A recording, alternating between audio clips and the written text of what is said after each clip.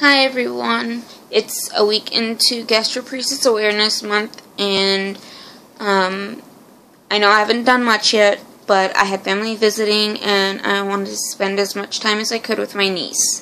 Today I want to tell you guys my story. I've explained gastroparesis, I've explained tube feeds, showed you guys how to do them, things like that, and at this point now, I want to explain my story. So I was diagnosed December 2012. When I was diagnosed and told what gastroparesis was and what the symptoms are, I looked back in time and it made me realize that I started having that stomach flu, not feeling too good feeling all the way back to 2010. So 2010 through 2011, I would have bouts where I just wouldn't want to eat anything because I was nauseated. Never thought anything of it, never connected the dots that this was happening often, etc. So, August 2012 came. By that time, I had lost about 15 pounds. And my portion sizes were extremely small. And all of a sudden, I started having extreme abdominal pain and nausea and vomiting. Now, first, I do have a history of other chronic illnesses that cause abdominal pain. I have a kidney problem, and I have endometriosis with ovarian cysts that rupture. So, I'm pretty accustomed to abdominal pain, and I'm pretty good at saying it's my kidney or it's my ovary. This was brand new to me. Brand new pain. We went to the ER. They did a CAT scan to make sure it wasn't my appendix. Did a CT scan to make sure it wasn't an ovary that ruptured or a cyst in my, or a kidney stone.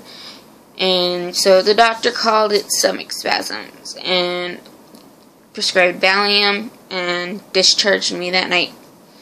The next morning, I was in the exact same state, so we went right back, and they decided to admit me. While I was admitted, I had a ton of tests, more CTs, MRIs, tons of ultrasounds, a consult with OBGYN just to make sure that it's not related to my endometriosis and stuff, and of course, I already knew that, but they don't listen, and they wanted to test anyways. And then I had an endoscopy, and a colonoscopy, which we had to fight for, because the GI wanted to do it on an outpatient basis, but, you know, we kept telling him something is extremely wrong, we need to find out now, we can't wait until she's discharged. She gets an appointment to see you, which could take months, and then an appointment to actually do the colonoscopy. So I had the colonoscopy while I was admitted.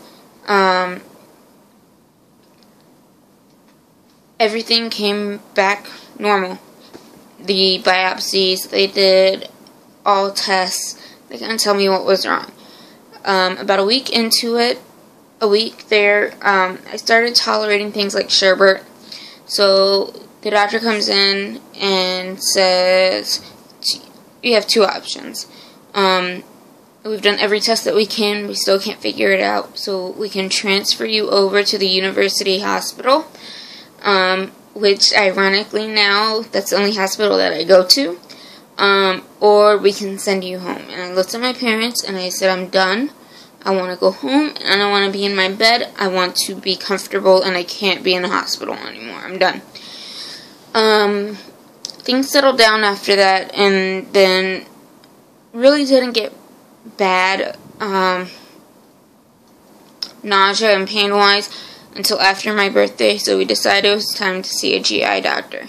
I got, all of my records, and gave him to that doctor, and he walked in and he goes, I don't know why you're here.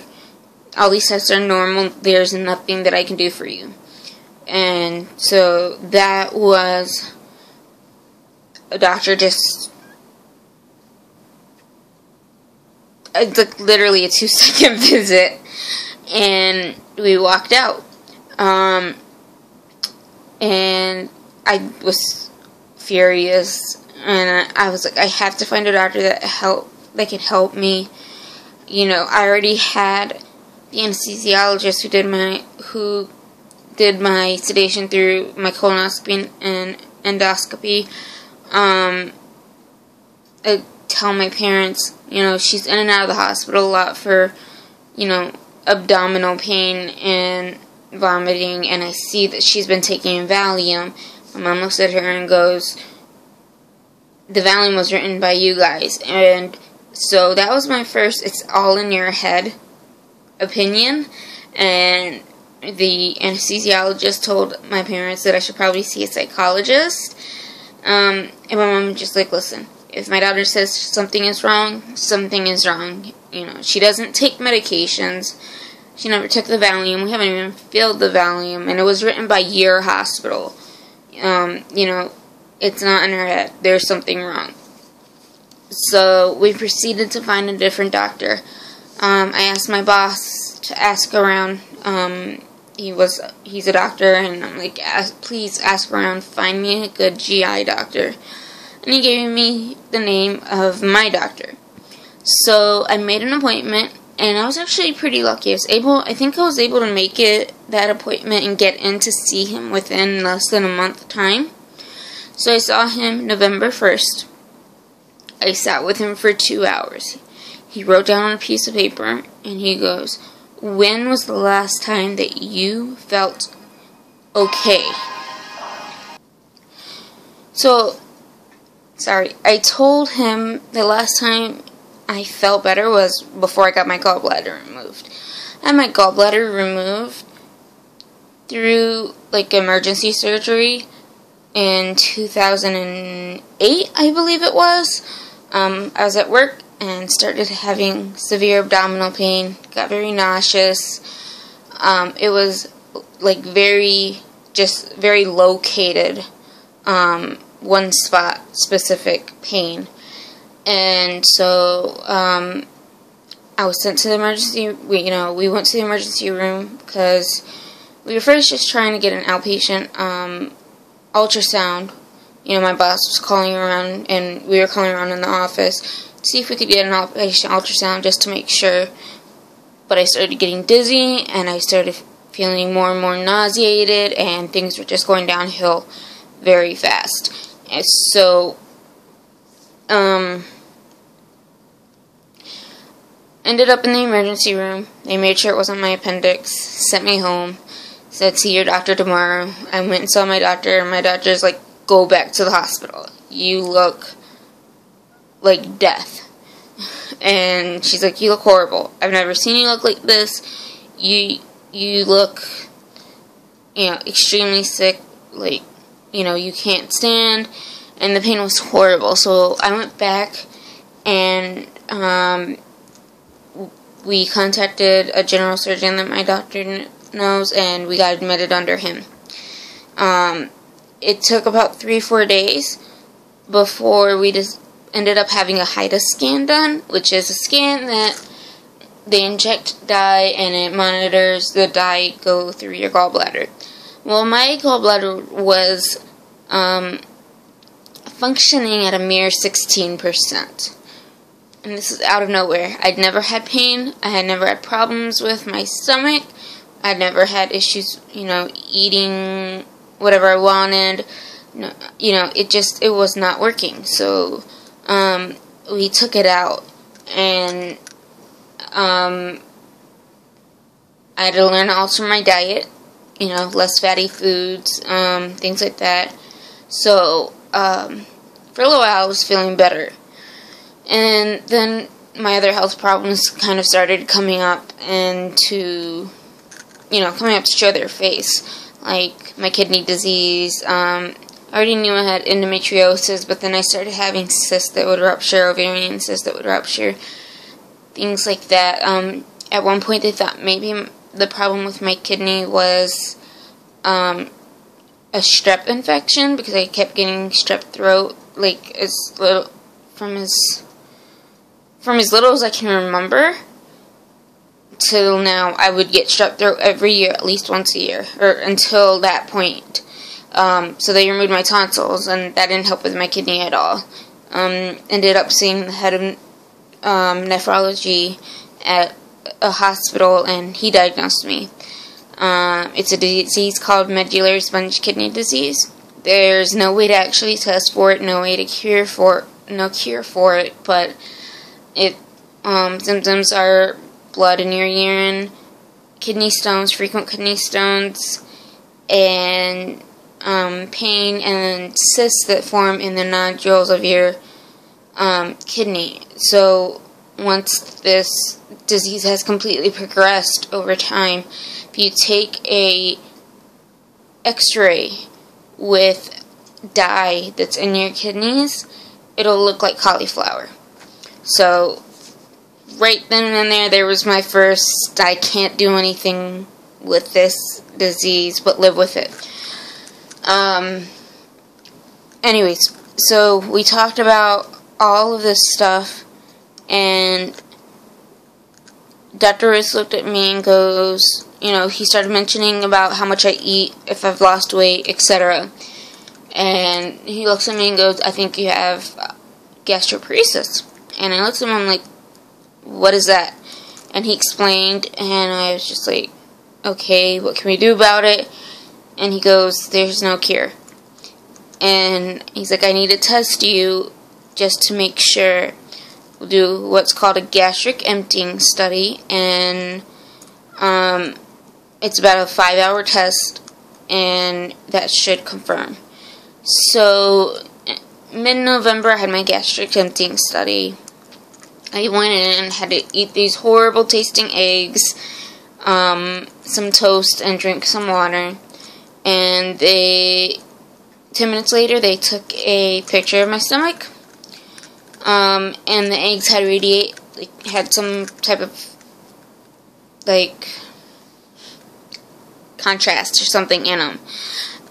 Sorry, brain fog. But,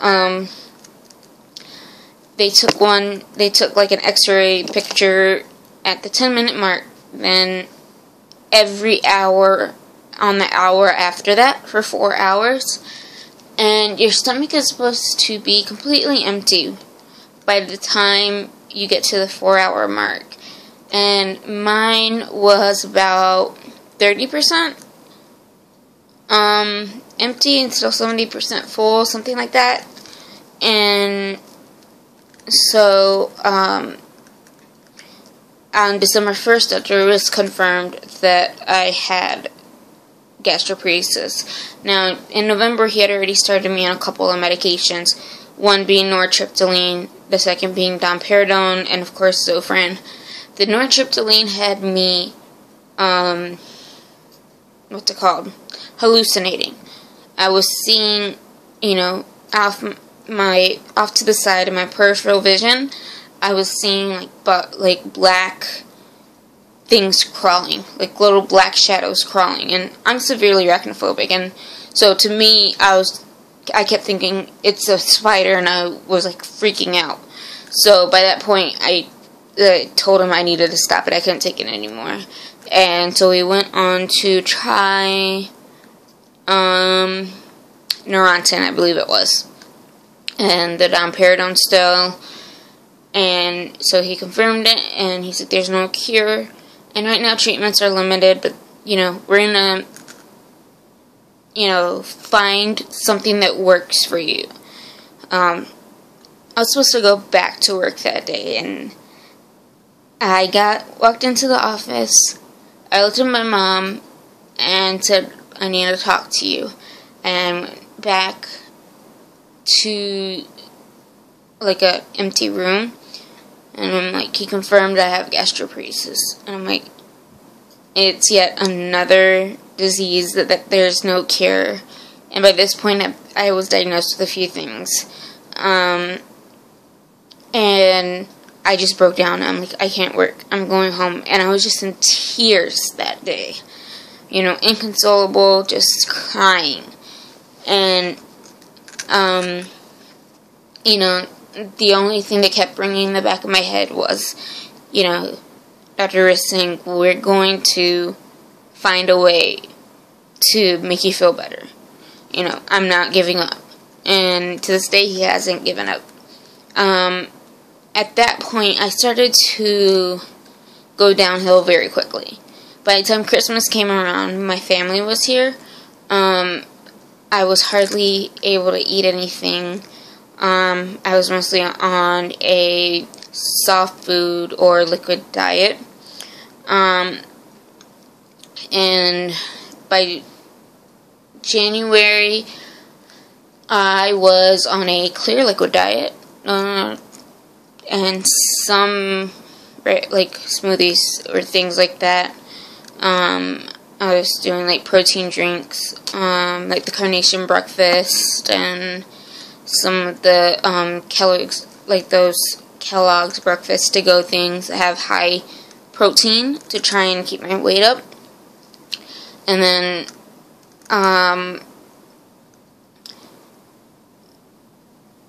it just wasn't working. So January, February, mid-January, I started going into the emergency room once a week for fluids and medication. And I'd say once a week because I was stubborn. I worked Monday through Friday. I worked my 40 hours or whatever it is, how many hours I worked, because Wednesdays we work late. And then Friday night, we'd be in the hospital. The hospital by my house, I experienced twice a doctor telling me, well, if your doctor's at U of M, why are you here?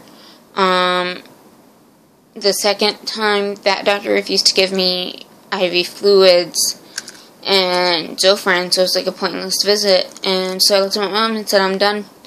We're not coming here anymore. I don't care if it's a 45-minute drive or a 5-hour drive. We're going to the hospital that my doctor is at. So since then, I've only stepped foot in the hospital by my house twice. Once for my ankle injury, and a second time because I'd gone into anaphylaxis, or an anaphylactic reaction, and so it's kind of necessary to go to the closest hospital. But, so January and February, I kept going to the hospital for fluids and medications and things like that. By February, beginning of February, I was no longer holding even water down. I went to follow up after an admission / ER visit / admission. And Dr. Riss walked in the room and said, Dahlia, I need to admit you for, and I just broke down crying because I knew what he was going to say. And he's like, I need to admit you for a feeding tube. I don't want to do TPN because there's a lot of risk with TPN. And I think a feeding tube is going to be the best option for you. He admitted me directly from there. And this is towards the end of February. March 1st, interventional radiology placed my GJ tube. And it's life-changing. It really is, mentally, physically. Even if you have that tube removed, you're going to have that scar. But mentally, it's a lot to take in.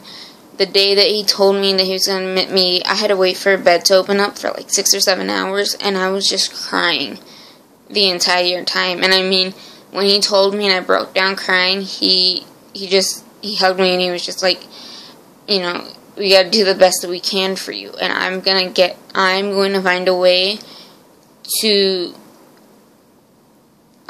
help you. You know, me and you will end up sitting down and having dinner together. I promise.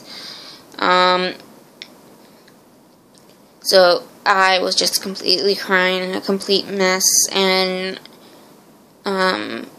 someone who's become a very good friend of mine and a very close sister, as a stranger, consoled me, told me the benefits of having a tube, and told me, it's you can live with a feeding tube. It's not the end of the world. It's, and she helped me get through it, and she walked me through those first couple of months.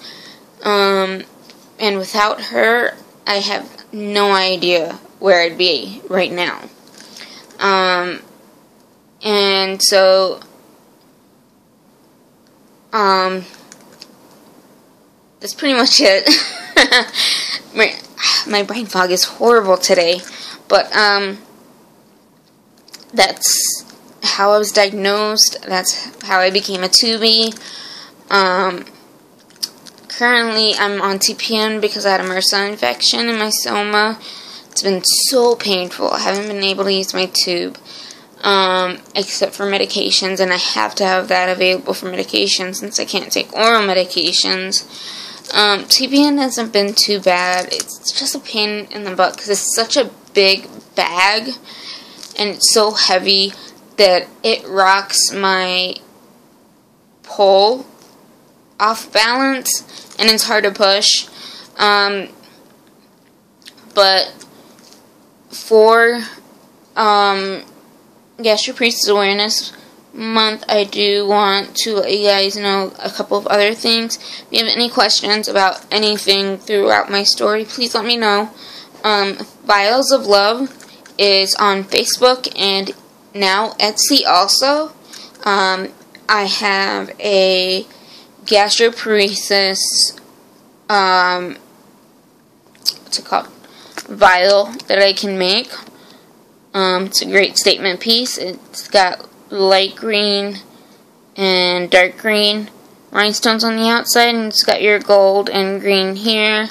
Now I can always make this just green, or I can find different beads if you want. I have some small dark green beads, and then the rhinestones can be changed if you want, like the dark green and a clear, or the dark green and something else. And then you have your necklace options. So those are available on, like I said, Etsy and Facebook, Vials of Love. And I'm also doing a gastroparesis t-shirt through the month of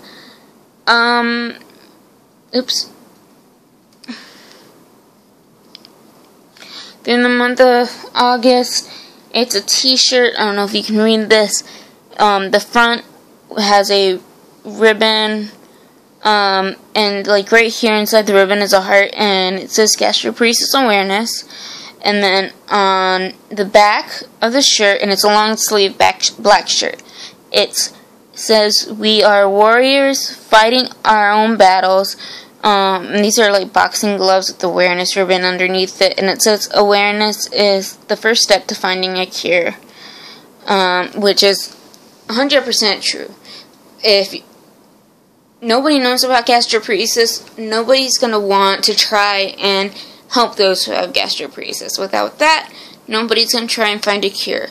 So awareness is extremely important, and it is the first step down the road of a cure.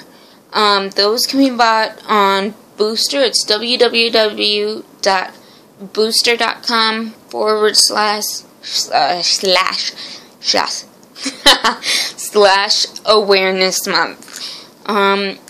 Please, any questions or any suggestions, I cannot talk today. Any suggestions for a video, please let me know, and I will do it, or I will answer your questions, whatever it is. But again, if you have gastroparesis, spread the word about the t-shirts. If you're looking for something new, like a statement piece, Vials of Love is perfect for that. Nobody else, as far as I know, reuses medication bottles. These are IV vials, IV Zofran or IV Tigan, and now, not IV Tigan, IM Tigan, and now I have IV Benadryl vials, which are shaped a little bit differently, and I do clean them out and sterilize them before I even use them, but, you know, they're great. I have, like, 3 orders that I need to send out. I've been bad. They're finished, I just haven't sent them out, because I've been busy with my niece, but, it's a great way to make a statement. It catches people's eyes because it's something new. I can put it on a keychain. I can put it on a short ribbon, put it as a charm somewhere. Anything you want, I could probably do it. Just let me know. Go to Etsy or go to Facebook and message me. You guys all have a great day. And hopefully we can do more on gastroparesis awareness. You know, let's bring everybody together and fight, because we all deserve to be able to sit at the tables with our family and eat, not just look. I hope everyone's having a good tummy day, and talk to you guys soon.